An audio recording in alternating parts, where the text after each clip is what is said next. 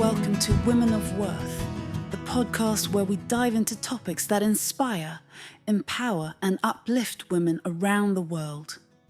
Today we're talking about something we all need more of: fun and play.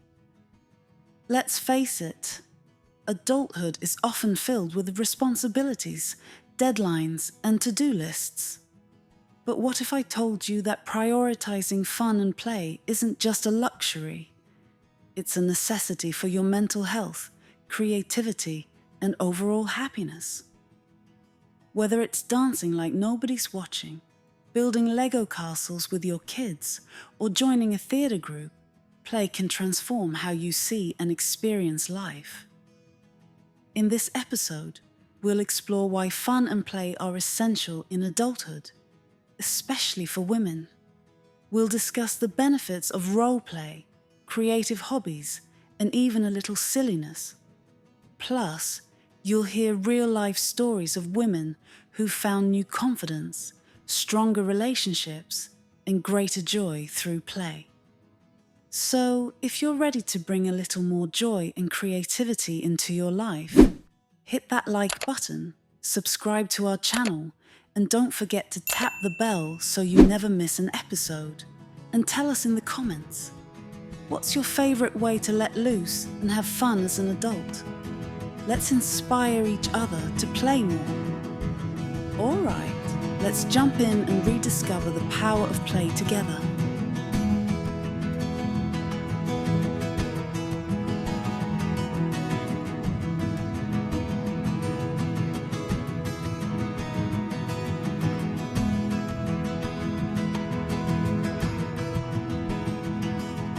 Welcome back, everyone.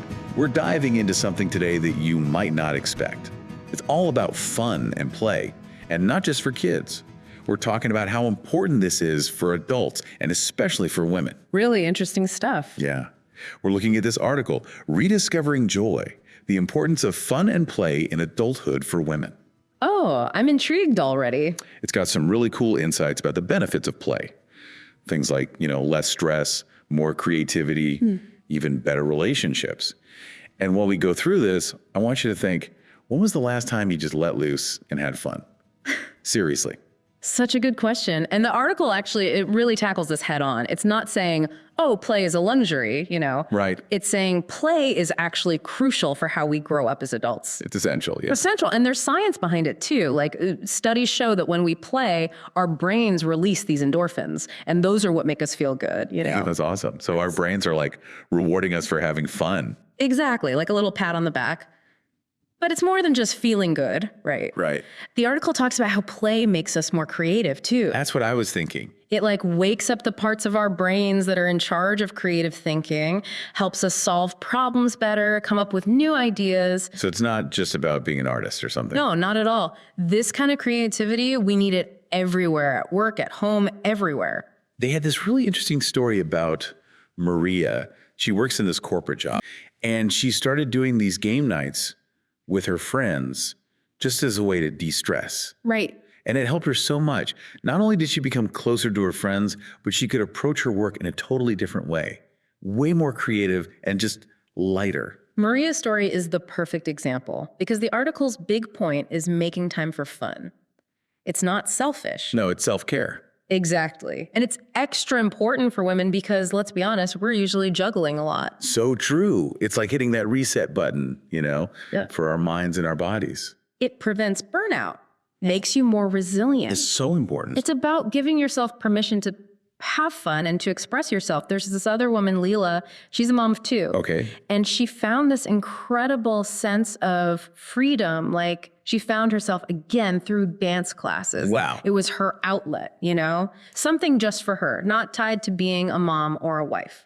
That is inspiring. It really shows how play can help us connect with different sides of ourselves. And this is a perfect lead into something else the article talks about, how creativity isn't just for artists, it's vital for all of us. 100%. The article debunks this myth that you're either born a creative or you're not. Right. It's a skill you can build.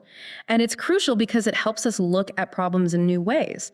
We express our emotions through things like writing or making things with our hands, and it's like fuel for coming up with new ideas in our personal lives and at work. I love that. And there's actually science behind this too, right? Yeah, absolutely. Psychological science has these studies showing that when we do creative things, our brains make more dopamine. And dopamine, that's the chemical that's linked to motivation and feeling good and even focus. So being creative literally makes us feel better and be more engaged. Exactly.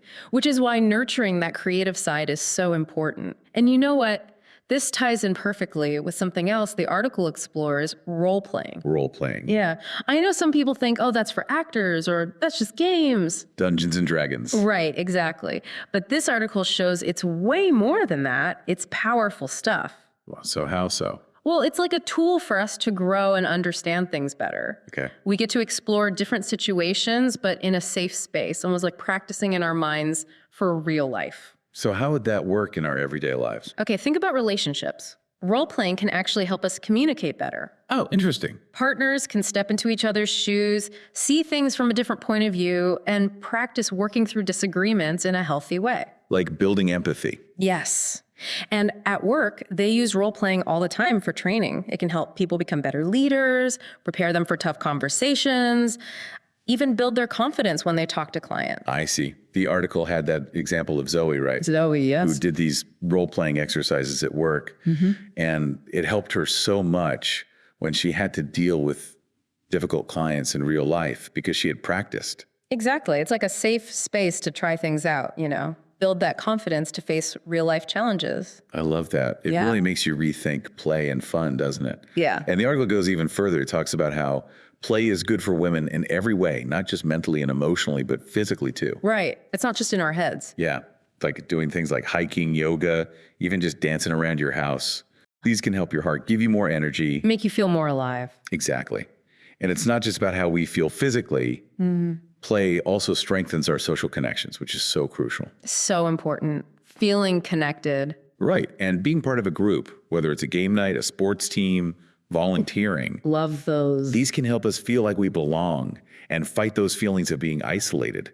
And that can be especially important for women who maybe are feeling lonely. So true.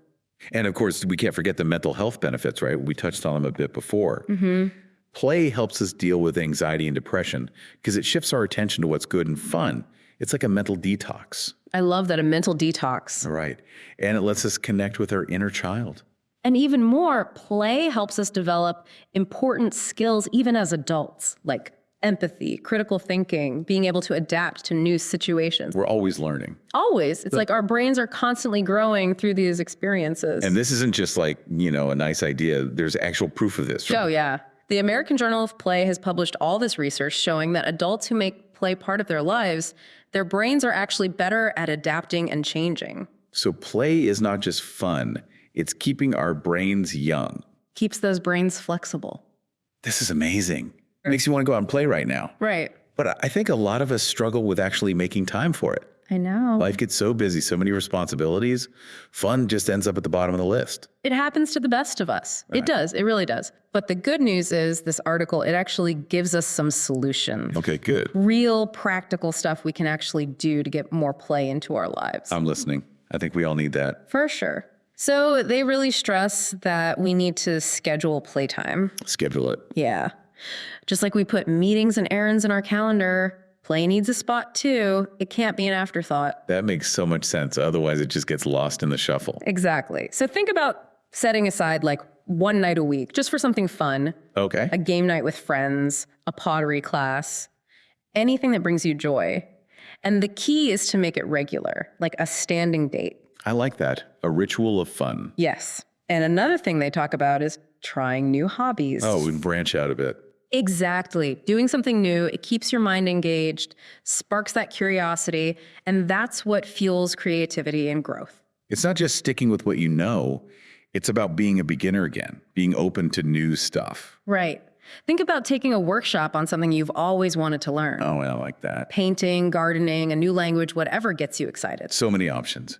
It's about tapping back into that feeling we had as kids, that wonder and excitement for new things. And we can find that at any age. And speaking of rediscovering things, remember we were talking about role playing? The article suggests we should try to use it more, not just at work, but in our personal lives too.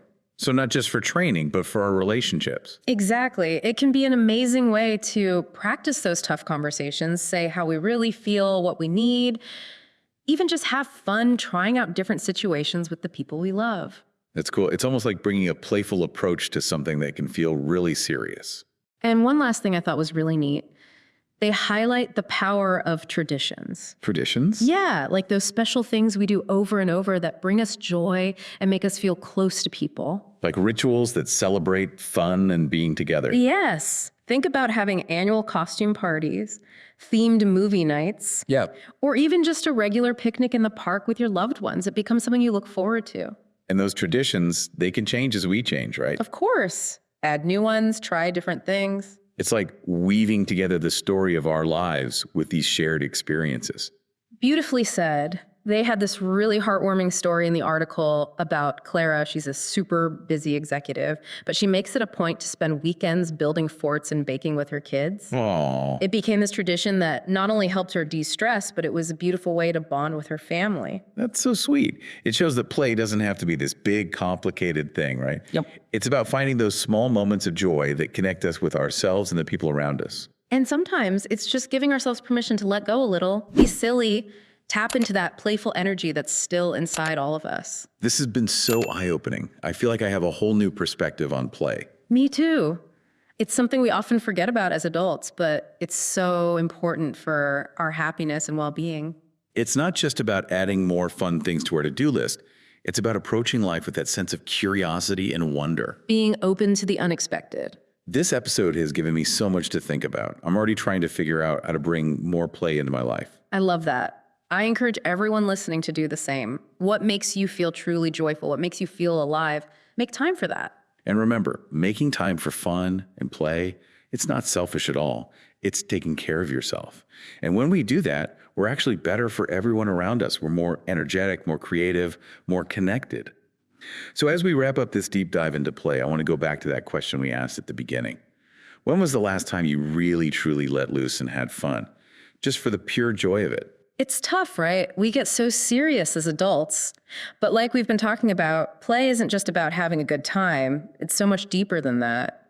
It's about our well-being, our creativity, our relationships. It can even make us better at work. It's about bringing back that sense of wonder we had as kids and letting it be part of our lives now. Exactly. And it doesn't have to be these big, elaborate things either. It can be simple, going for a walk, trying a new recipe, dancing around your living room, picking up that hobby you haven't touched in years. Finding those little sparks of joy. And making them a part of your life on purpose. I love that. And those little sparks, they add up, right? They do. Even small moments of joy can make a big difference in how we feel. So if you're feeling stressed, overwhelmed, or just stuck, try adding a bit of play into your day. It might surprise you how much it helps. And we want to hear from you. How do you bring fun and play into your life?